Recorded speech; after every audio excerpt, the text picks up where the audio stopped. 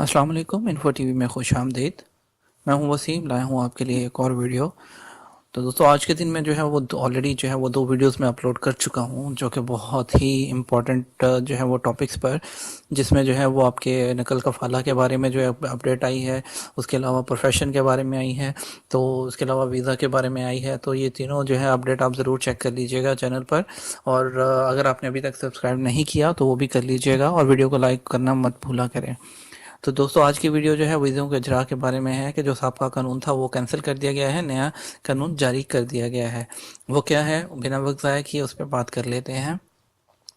وزارت محنت و سماجی بہبود نے افرادی قوت کی درآمد، نقل کفالہ اور پیشوں میں تبدیلی کے نئے ضوابط جاری کر دیے۔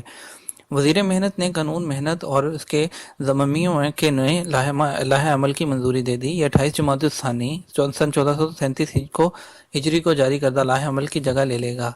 نئے لائحہ عمل کے منافی جو قاعدہ ضابط ہوگا اسے کالعدم شمار کیا جائے گا۔ وزارت محنت نے افرادی قوت کی درآمد کے لیے مندرجہ ذیل شرائط و ضوابط و تدابیر کا اعلان کیا ہے۔ نئے ملازمین کی آمد پر سعودی ملازم کی لیبر مارکیٹ سے چھٹی نہ ہو۔ نئے ملازم سعودی ملازمین کے لیے مسابقت کا مسئلہ نہ پیدا کریں۔ افرادی قوت کی درآمد کی درخواست دینے والا ادارہ سعودائزیشن کی مقررہ شرح پوری کر رہا ہو اور نئی افرادی قوت سے اس کا انتقاد پروگرام متاثر نہ ہو رہا ہو۔ صرف ایسے غیر ملکی کارکنان کی درآمد کی اجازت ہوگی جو انتقاد پروگرام میں سعودیوں کے لیے مختص نہ ہوں۔ ایسے کسی بھی پیشے پر غیر ملکی کے لیے ویزا جاری نہیں ہوگا جو پیشہ سعودیوں کے لیے ہوگا۔ کسی بھی ادارے کو غیر ملکی ملازمین کے لیے ویزا نہیں جاری کیا جائے گا جس کے متعلق سعودائزیشن کی شرح کم ہو۔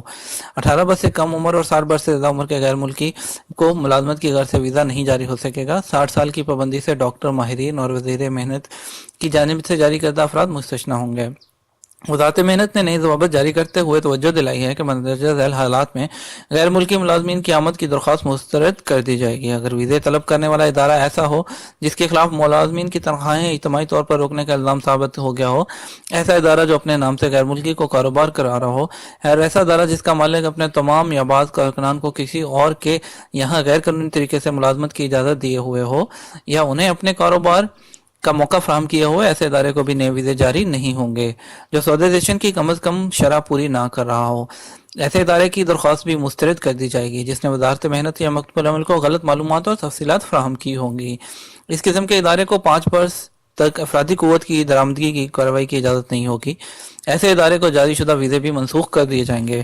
ایسا کوئی بھی ادارہ جس کی بابت یہ بات ثابت ہو گیا کہ اس نے ویزوں کا دھندا کیا ہے، اسے نئے ویزے نہیں دیے جائیں گے، اور آئندہ 5 برس تک افرادی قوت کی درآمد کی ہر کارروائی سے منع کر دیا جائے گا۔ اگر کوئی ادارہ اپنے یہاں کام کرنے والی غیر ملکیوں کے اقامے یا ورک پرمٹ میں توسیع نہیں کرائے گا تو اسے بھی نئے ویزے نہیں دیے جائیں گے۔ تو یہ تھی آج تک کی جو دوستو مزید ایک اپڈیٹ جو میں نے آپ تک لے کر آیا۔ تو آپ کا فرض بنتا ہے آپ بھی جو ہے ہمیں سپورٹ کیجئے، چینل کو سبسکرائب کر کے ویڈیو کو شیئر ضرور کیا کریں۔ اپنا خیال رکھیے گا، دعاؤں میں یاد رکھیے گا۔ فی امان اللہ۔